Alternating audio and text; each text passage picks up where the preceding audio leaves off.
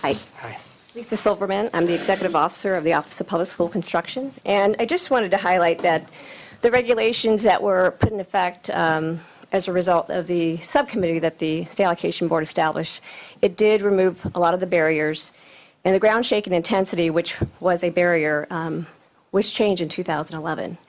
And since the change, we actually have processed 17 additional applications since the change. So that equates to over $33 million in new projects that have gone through the pipeline. And we currently are processing nearly 7 applications within the next few months, and that will equate to like $29 million. Okay, so your sense is what happened in 2011 will expedite the process? It actually has made some progression, because prior to that change, we only had 3 applications that went through prior to 2011 that only equated to $4.7 million. So, trying to quantify this, what can we anticipate is now the time frame between the time a proposal comes to you and moves to the system department? I'm a school board member, and I have this school that I have real legitimate fears, parents have legitimate fears, is not seismically appropriate. We have a proposal. How long does it take from start to finish, would you guess, if it moves smoothly? Well, in order for us to process a funding application, we need a plan approval approved by DSA. So, and it's not maybe necessary. It's not again necessary DSA's challenges. You know, the project has to mature. So, I mean, you may clear the eligibility requirements, which is the first step, and then the district has to go back to the community and evaluate the building and the scope of the project that they want to, pursue, and that takes design professionals and engineers and structural engineers to move that forward. And so that's an investment at the local community to move that forward. And once they submit those plans, it goes back to DSA. So again, there's a lot of flexibility with the locals to turn those projects around, but I'm not sure if you want to add to that. No, what I would say is that we have been very careful to expedite any project related to the seismic mitigation program. Quite frankly, the districts or the LEAs are responsible for bringing them to our door. And as I said, we've got 5 of them right now. 3 of them we're working hard to complete in the last month and a half, but we can push them through fast if the districts or the LEAs submit to us. Yeah, from what I'm hearing, then the DSA is doing its job in a timely fashion. But it sounds like somebody's not. And I'm trying to find out, is it your office or is it the individual LEAs? I don't know whether they're not doing it in a timely fashion. They're making decisions in where they want to put their money, and that's in their area. Having sat on some commissions, I know that you, in fact, have to go through a long process to obtain approval from community, from boards of education, and at this particular point, I couldn't tell you why they're not doing it, but we're ready and open for them to come in and work through the process as quickly as possible. At this point, do we know what the oldest application is that's still sitting incomplete? Yeah, I can actually give you some. If you start with the preliminary approval, there's some districts all the way back to to May 3rd of 2013. There's 5 that have not turned in. The big place, quite frankly, is of the 261 approved for eligibility. Only 99 have only 99 have taken the next step forward to be approved for the concept to continue process. So it's less than half. Okay, I'd like to ask the LAO to, as time permits, look into this process and see. I mean, are these districts who start the process and then decide, well, it's not really such a big deal, or they? Is there something in the process? I mean, if it's a leadership decision that maybe it wasn't as big a problem as they thought, so they pull back, or they have, we all know dollars have been scarce lately, and they have other needs, but it seems that very few priorities would be higher than making sure the buildings are safe for the children. Let's try to find out what's happening here. Yeah, do you want to? Sure, we'd be happy to look into it and come back with more information after May revise. Okay, thank you. On the item itself, I think we're going to be holding this over now. Any further comments from the panelists? Okay, I'd like to thank you all and dismiss this panel. Again, we'll have public comment on this issue, if anyone has any, at the close of the agenda. We move on now to the emergency repair program.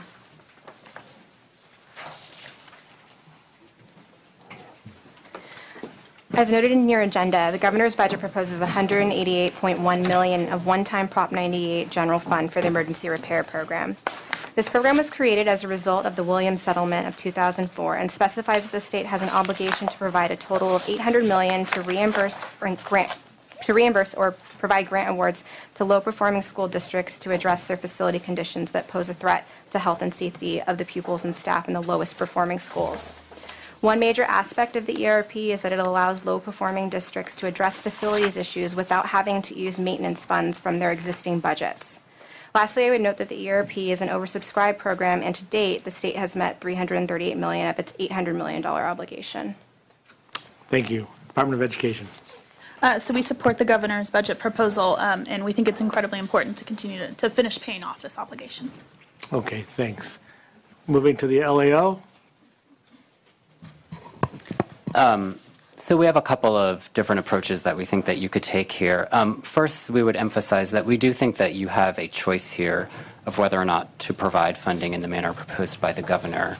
Though the program came about as part of a settlement, that settlement was agreed in 2004 by a prior legislature, a prior administration, and our understanding is that the state isn't necessarily legally bound to continue funding the program. And as evidence of that is the fact that the state has not funded the program over the past 6 years. So we think that you clearly have a choice in this matter. That said, we think that there's three reasonable options for you to consider, depending on what your goals and priorities are.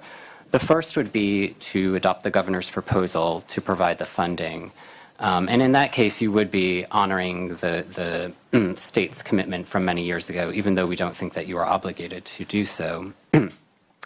However, a second approach you could take would be to actually prioritize deferred maintenance projects today. One problem that we see with the first option proposed by the governor is that all of these projects were identified in 2008, and they were emergency projects back in 2008. So we think that they likely must have been fixed in the past 6 years.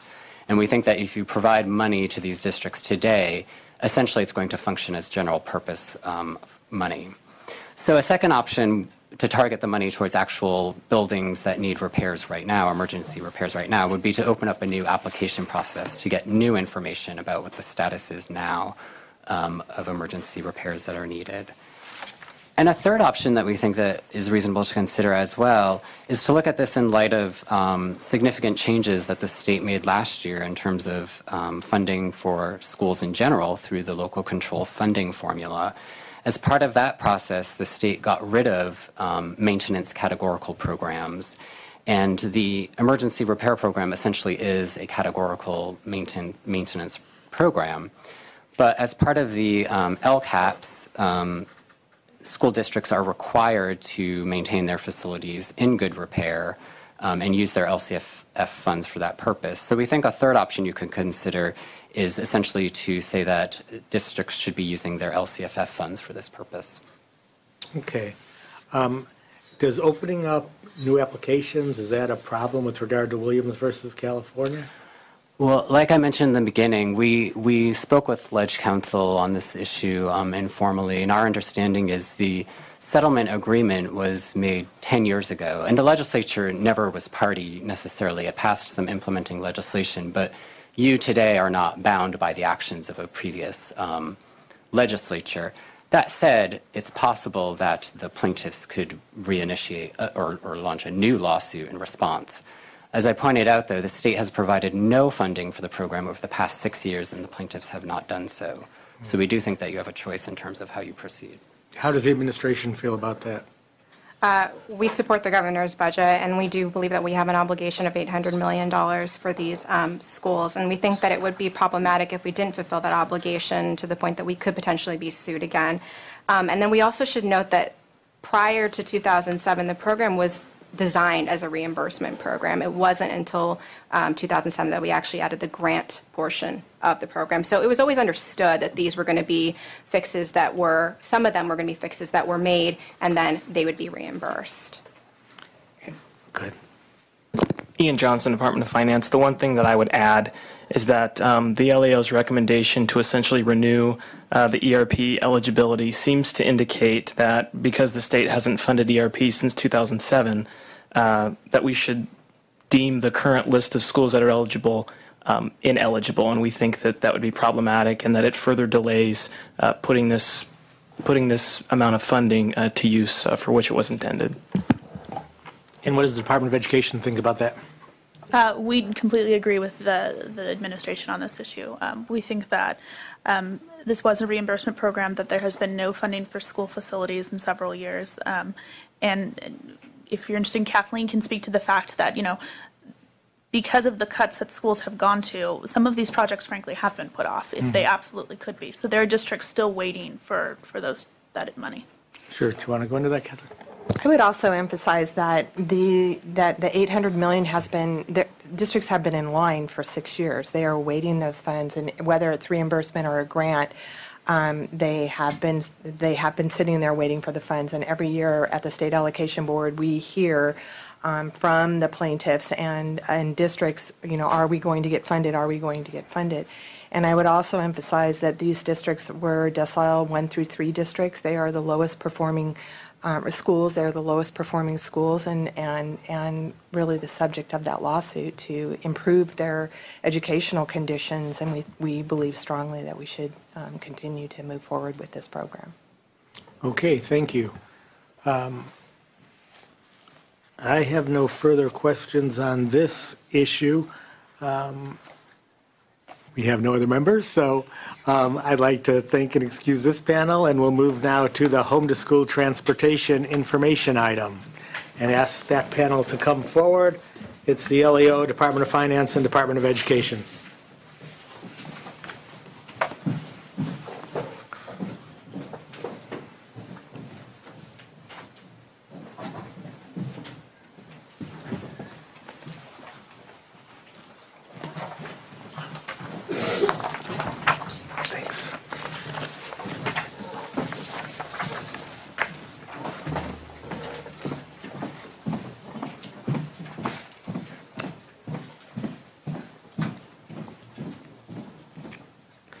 Okay, we'll move. We'll begin with the LAO, I think, on this one. Yeah. Good afternoon. Thank you, Mr. Chair.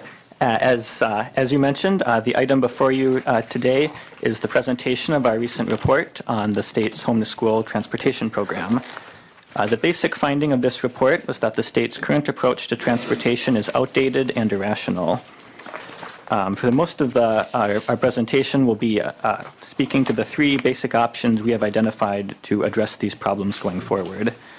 We also have a handout, and turning to page 1, we just have a short background there.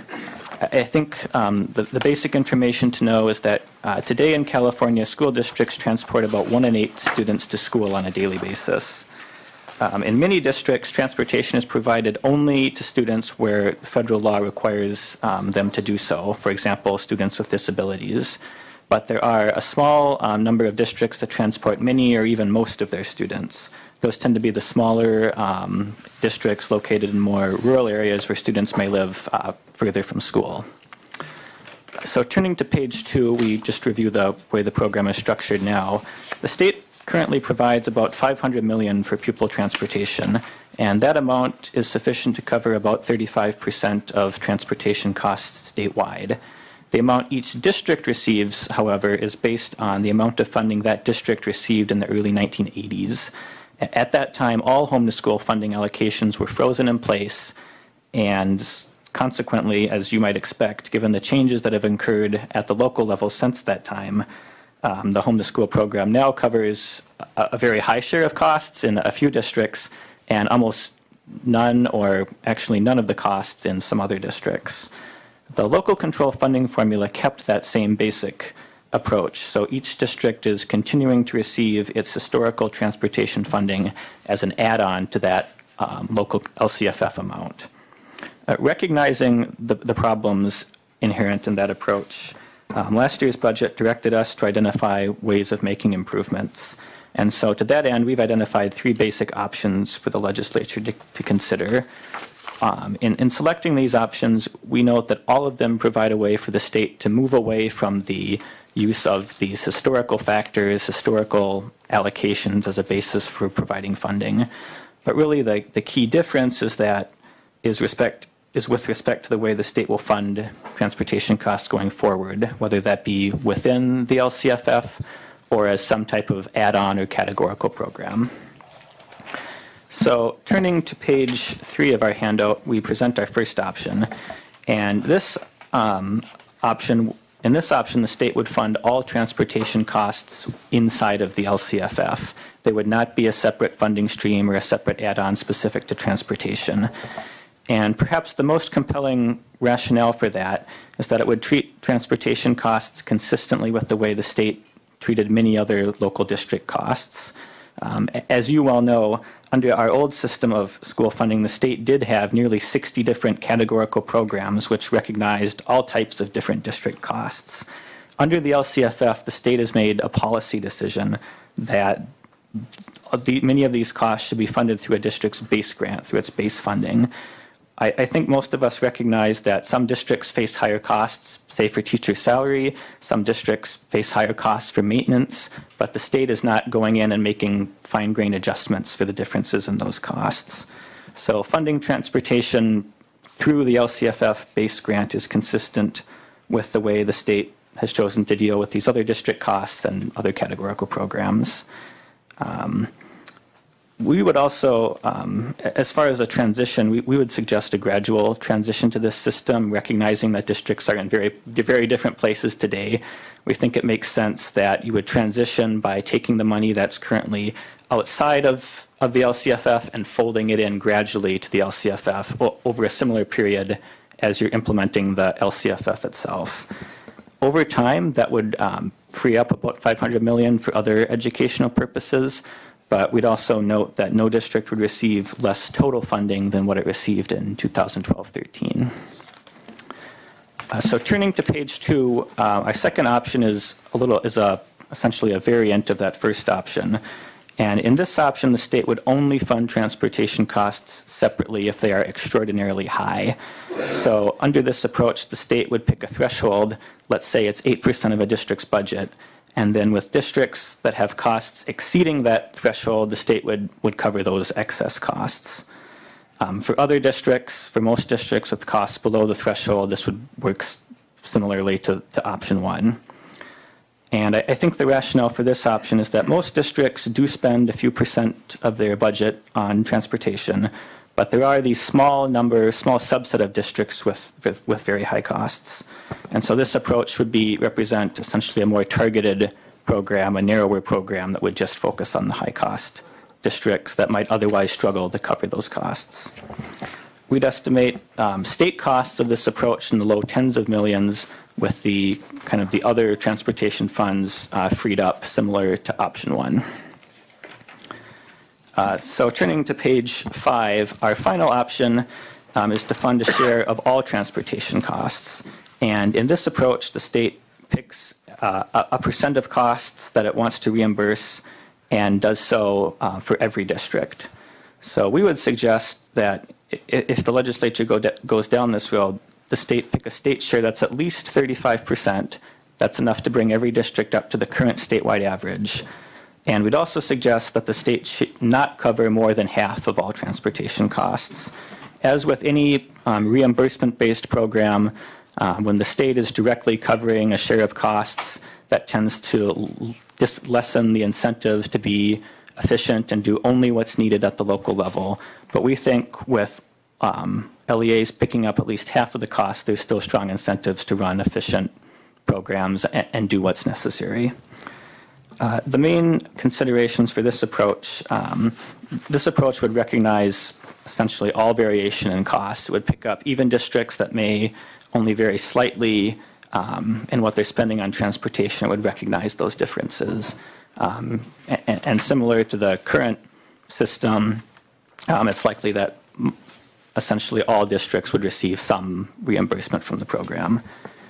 We would emphasize that if the state does go down that road, there are costs to doing so.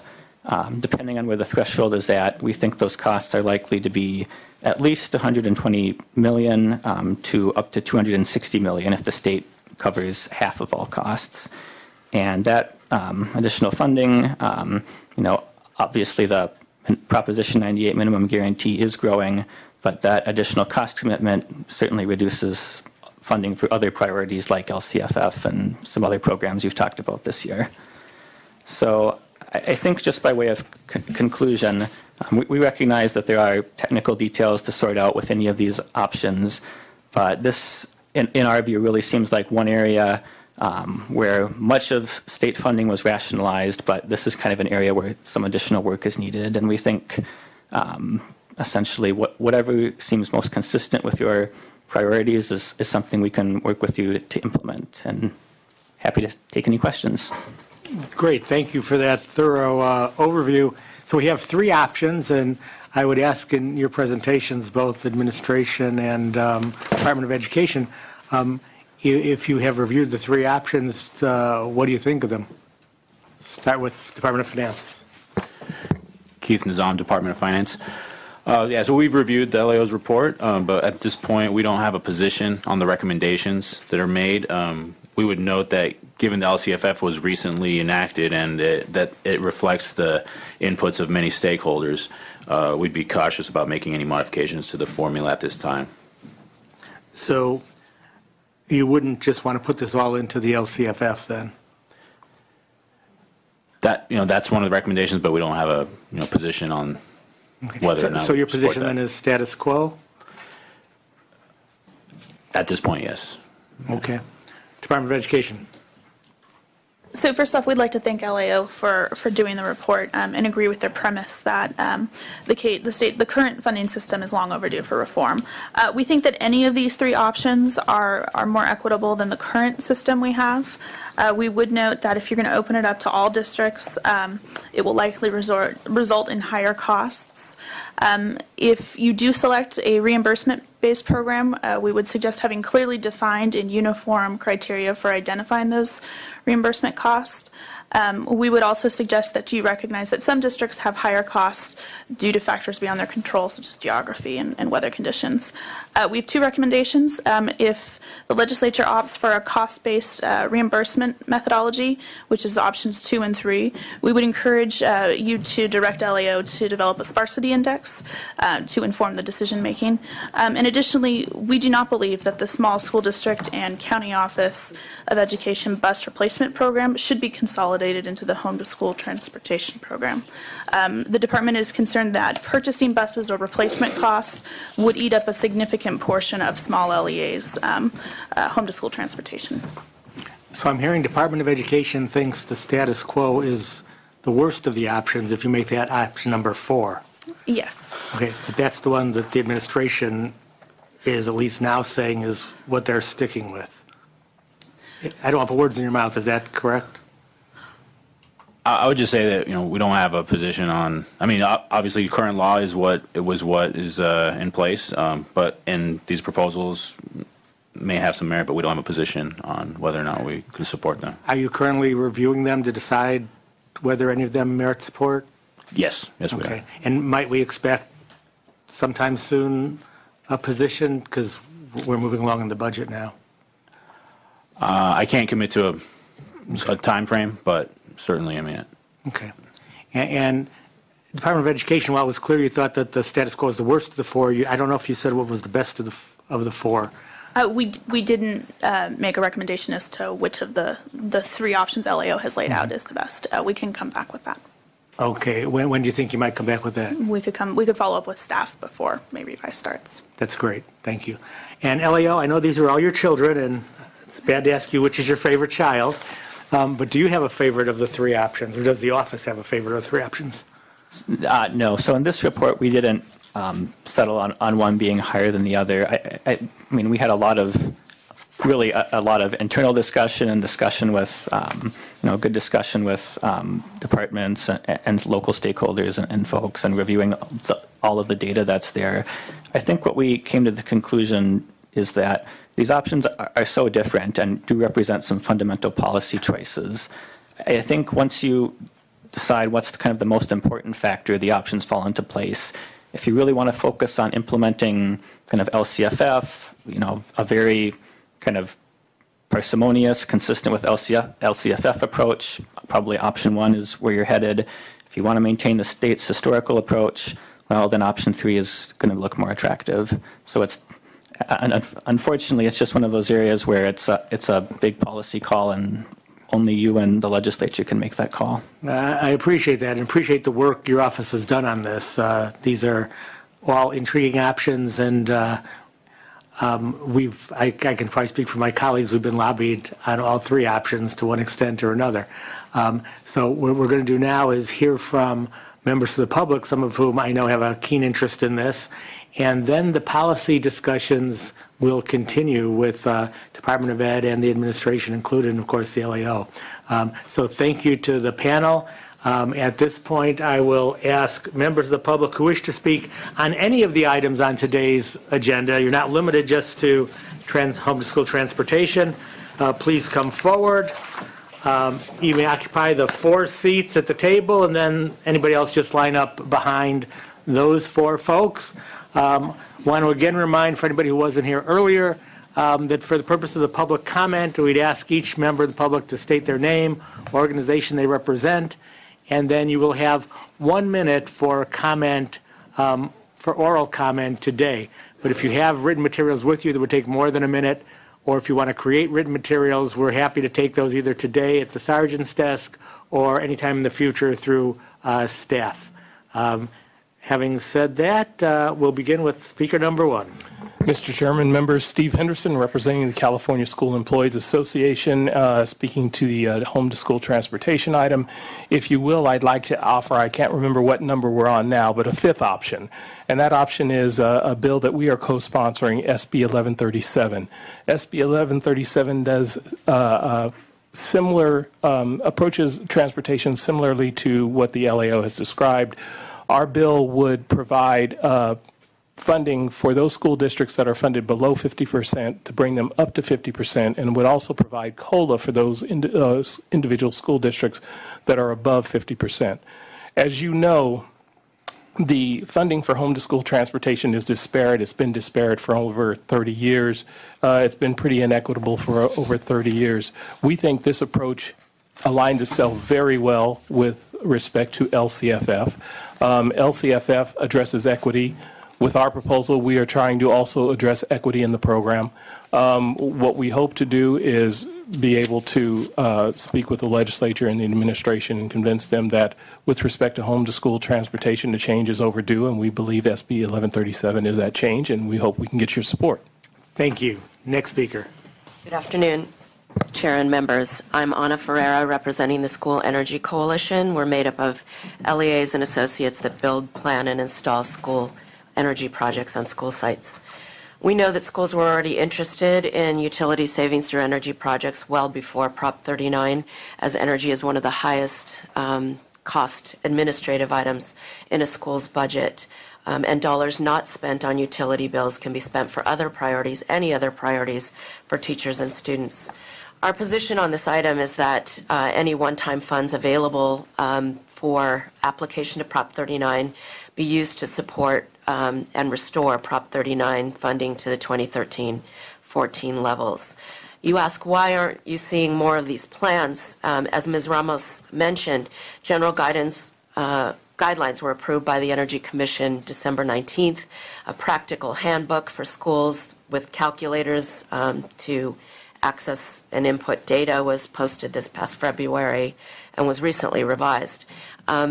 This information is now in hand. Schools are reviewing and taking time to plan based on their levels of readiness and assessment. Some have done quite a bit of work already, and some are starting from scratch. So they are moving forward. The reason why you don't see the plans in the queue is because the CEC has asked for complete applications with all of the data before they will review. And so they're working on them. They're just not in the queue yet. Thank you. Any additional information, please give to the sergeants, and the sergeant will get it to us. Thank you. Thank you. Next speaker, please. Mr. Chair and members, Ian Padilla with the Coalition for Adequate School Housing. I'm going to comment on both Prop 39 and the Emergency Repair Program. With regard to Prop 39, Cash recommends that if there are additional one-time funds in the May revision, that the Prop 39 funding levels be restored to 1314. With regard to the emergency repair program, we strongly support the governor's dedication of $188.1 million for this. And we agree with all the comments from both the Department of Finance and the CDE. We would like to say that many of the districts proceeded on their emergency projects, assuming that there is a commitment from the state for reimbursement. A lot of times they used other capital projects to make sure they're going, and so it's not a good idea, we think, to do that. I'll end it there. Thank you. Thank you. Next speaker. Eric Premack, Chair, Schools Development Center. Mr. Chair, members, we have a few concerns about a number of these programs. With respect to Prop 39, we're very concerned. We think the program is kind of a bureaucratic mess. The Commission came out with 61 pages of guidelines on what was supposed to be a simple one-page application program. We think you should direct the Commission to go back and streamline that massively. We're also concerned in particular about one particular requirement in there that says if you're in a leased facility as a charter school, you have to demonstrate over 100% payback within the shorter of your charter term or your lease term, which effectively limits you to 2 to 5 years, which basically says you can't participate in the program. For us, that's a huge bait and switch. We have big concerns with that and would like to see that eliminated. With respect to transportation, we would support rolling it into LCFF. And with regard to the reversion of the charter school facilities bond funding, we would oppose the LAO's recommendation on that point. Thank you. Okay, thank you. Moving to my far left. Mr. Chair, Michael Holsizer here today on behalf of 47 school districts in Kern County. I want to speak to the transportation issue. We basically share the recommendation of Mr. Henderson and the California School Employees Association and believe that Senator Torres's bill really is the right approach to addressing this issue. I want to point out to two findings, not the recommendations, but two findings in the LAO report that I think are kind of undergird Senator Torres's bill.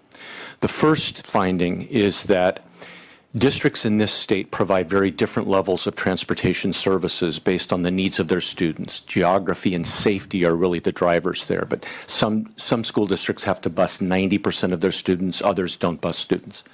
Secondly, because of the lack of growth funding in this state, we have districts funded at very different levels or reimbursed. Some districts are reimbursed at 80% of their approved costs, others are at 5 and 10%. You have some of those in your district. Because of that, we think an approach similar to option 3 and what Senator Torres is doing is really the right way to go, to level up everyone to 50% and get everyone up to at least a level playing field. We encourage you to look at that option. Thank you. Thank you. Next speaker. Mr. Chairman, Jeff Frost, representing the California Association of Suburban School Districts, and on behalf of Andrea Ball, the California School Boards Association, in support of Assembly Bill or Senate Bill 1137, which is a modified version of the LAO's option 3. We think this is an equity issue.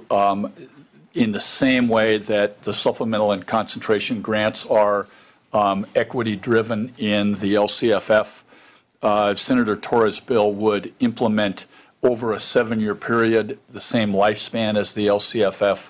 We think it's a responsible proposal and makes sense for once out of the home-to-school transportation program. So thank you very much. Okay, thank you. Next speaker. Thank you, Mr. Chair and staff. Jeff Vaca, representing the California Association of School Business Officials, on, I think, 3 issues very quickly. Home-to-school transportation. CASBO also supports the approach in SB 1137, and I would simply associate myself with the remarks of the previous speakers on that topic. On the issue of school facilities, with respect to the governor's proposal to sweep the funds in the specialized programs, we do have strong concerns with that. We support Senator Hancock's bill, SB 1157, on that issue.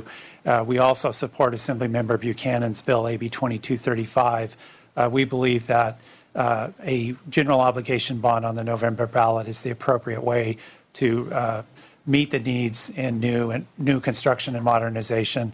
And we're happy to work with LAO to get answers to some of the questions that you asked earlier as to why some of those projects seem to be stuck in the pipeline. And then very quickly on emergency repair, we support the governor's proposal on that as well. Thank you. Okay, thank you. You've all been great about staying right around a minute, so. Rebecca Curley, also on behalf of the Coalition for Adequate School Housing, but speaking to the school facilities program issues. CASH opposes the governor's proposal to transfer the funds from the specialized programs to the core new construction and modernization programs.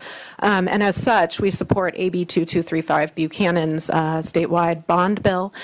We also support SB 1157 Hancock, which would preserve these funds for their intended original purposes as approved by voters. We concur with the staff's acknowledgement in the write-up about the ongoing need for the seismic mitigation program. And we do know that school districts are continuing to commit local planning dollars for those projects, and we believe that bond authority should continue to be reserved for those purposes. We also would recommend just on the Career Technical Education Program, that one is also oversubscribed, as well as the Overcrowded Relief Grant Program. And so the fund balances that you see don't represent a lack of need or participation in the program. Thank you. Okay, thank you. Next speaker. Mr. Chair, Steve Ward, Legislative Analyst for Clovis Unified School District, and we too support Senator Torres's bill, SB 1137, as what we believe is the best solution for the transportation challenge. Thank you very much. Thank you. Next speaker. Dave Walrath, representing Small School District Association. We're also in support of Senate Bill 1137 on homeschool transportation. We believe it does address a significant equity issue. The comments were about smaller rural districts. Absolutely, this is a major issue for our association. We concur with the School Energy Commission Coalition on looking at trying to maintain the dollar amount that's available under Proposition 39, if at all possible. And lastly, the question on why haven't more districts participated in Proposition 39 and coming forward. Most small districts only have a single administrator, or at best 2 or 3. About 250 districts are superintendent principal, one person. Common Core, LCAP, LCFF, those are taking all of their time. The beauty of Proposition 39 is the money is encumbered going out for 5 years. So if they can do LCAP, Common Core, those things first, the money's still there for them. I expect you'll see more of those districts coming in next year and the year after. Thank you. Thank you. Next speaker. Aoshi Masaki on behalf of Santa Ana Unified School District and Los Angeles Unified School District. On the item related to the emergency repair program, we oppose the legislative analyst's recommendation and support the governor's budget. Both districts have a large number of low-performing schools, so we have a number of projects that we undertook under the emergency repair program. These funds were for reimbursement of projects that were approved by the state, and they were provided on the condition that it would be state-funded. So that's the only reason, well, not the only reason, but that's the reason why the districts undertook the projects. We do not think it's fair to punish these districts right now by denying them these funds and changing the rules in the game after the fact. So we, again, we oppose the legislative analyst's recommendation to support the governor's budget. Second, on behalf of CASTO and the School Transportation Commission, we also support SB 1137 as a solution for school transportation. Okay, thank you. Last speaker. First one in the room and last speaker. There you go. Hello, I'm Nancy Lacoste, and I'm representing the Special Education Coalition, and we are in strong support of increasing funding for home-to-school transportation. As you know, special education transportation for students with disabilities is not an option, and those costs can be very high, especially in rural areas. And so we are supporting the approach of Senator Torres, and wanted to let you know that. And then also on behalf of Sacramento City Unified, we also are in support of the governor's proposal on the emergency repair program. They have several applications in process. Thank you. Okay, thank you. I'd like to thank all the members who gave public comment. At this point, we have a couple of items where we've held the roll open on item number 1, which was a vote-only item that we discussed last week on categorical program consolidation. The vote is 2-0 right now. Senator Weiland absent. And on K14 mandates, the vote is 1-0 right now to accept the recommendation of staff, with both Senator Liu and Senator Weiland absent. I will ask if Senator Weiland is in the building or if Senator Liu is still here, that they come down in the next 2 or 3 minutes.